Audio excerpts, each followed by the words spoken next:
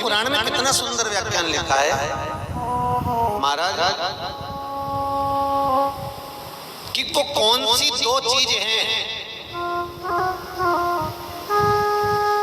जिनको श्राद्ध पक्ष में अगर बना दिया जाए तो पितृ उस वस्तु का पान नहीं करते, पितृ उसका सेवन नहीं करते और बद्दुआ देकर जाते।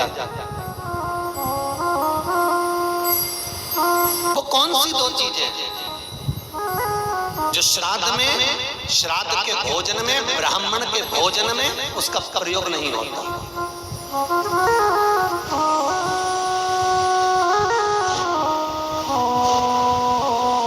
महाराज अग्नि पुराण,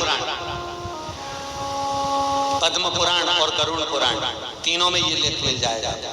बड़े प्रेम से पढ़ेंगे तो मनुस्मृति में भी मिल जाएगा। कुमड़ा,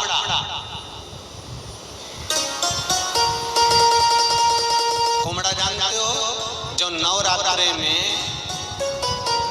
यज्ञ वाले दिन बलि चढ़ती है वो कुमड़ा, जिसका पेठा बनता, आगरा में पेठा बनता।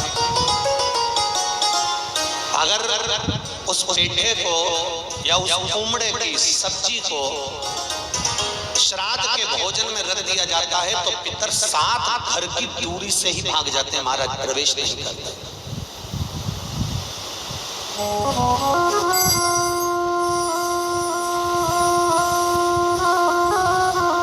वो जो पेठा होता है आप अनायास कभी खाओ, मना नहीं है, पर श्राद्ध के भोजन में, श्राद्ध के भाग में वो नहीं रखा जाता।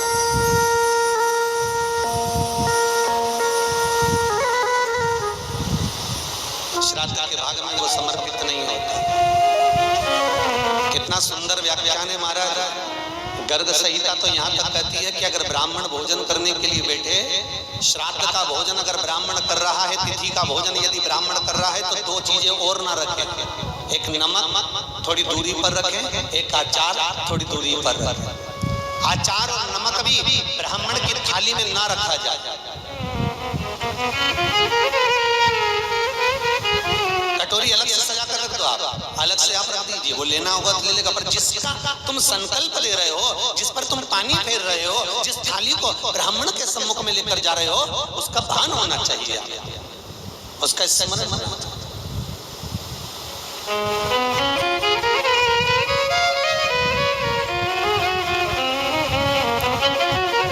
एक कुमड़ा, दूसरे नंबर पर है भैंस का दूध।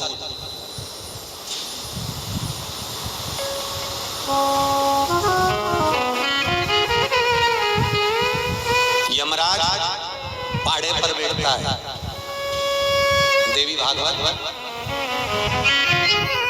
का स्मरण करिएगा कभी। यमराज पाड़े पर बैठता है, भैंसे पर, और जब पितृलोक से पितरों को लेकर जाया जाता है, पितरों के देवता आर्यमा स्वामी जब कौए पर पितरों को बिठाकर दरवाजे पर लेकर जाते हैं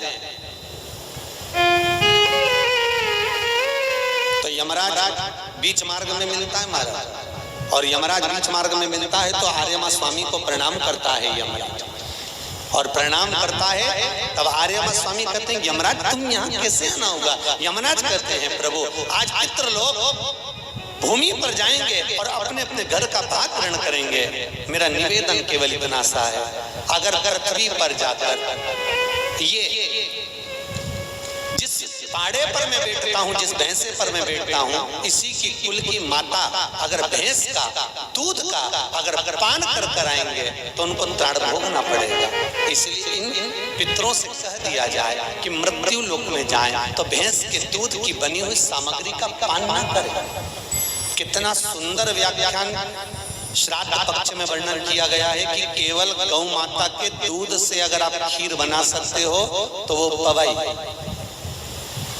यहाँ तक कहा गया बाजार से मावे की मिठाई लाकर भी श्राद्ध की थाली में न रखिए, घर में हलवा बना लो, सीरा बना लो, बन सके खोपरा पाक बना लो, और बन सके गुलाब जामुन आदि जो सामग्री बनाना है आपको, तो वो घर के मावे को सिद्ध कर कर ही बनाई जाए। नहीं तो बेसन की चक्की बना लो, इमरती बना लो, पर उसका प्रमाण हमारे यहाँ एक एक चीज का वर्णन किया गया है। महाराज एक एक चीज समय नहीं बनाई जाती। एक तो कोमड़ा, दूसरा पत्ता गोभी, जो बंद गोभी होती है ना, वो बंद गोभी जो होती है ना पत्ता पत्ता वाली, उसकी भी सब्जी पितरों के ब्राह्मण अगर भोजन करता है तो उसमें नहीं बनाई जाती। एक कुमड़ा, ये जो पेठा बनता है ना कुमड़ा का, ये भी श्राद्ध पक्ष में नहीं खिलाया जाता। जय महाकाल मेरी वाईटी फैमिली। तो 16 दिन श्राद्ध पक्ष में क्या करें, क्या बनाएं, क्या नहीं, बहुत ही अच्छे से बताया है गुरुदेव ने। इसी तरह से उपायों से संबंधित वीडियोस को देखने के लिए चैनल को जरूर सब्सक्राइब करें। हर हर महादेव, श्री शिवाय, नमस्तुभ्यम।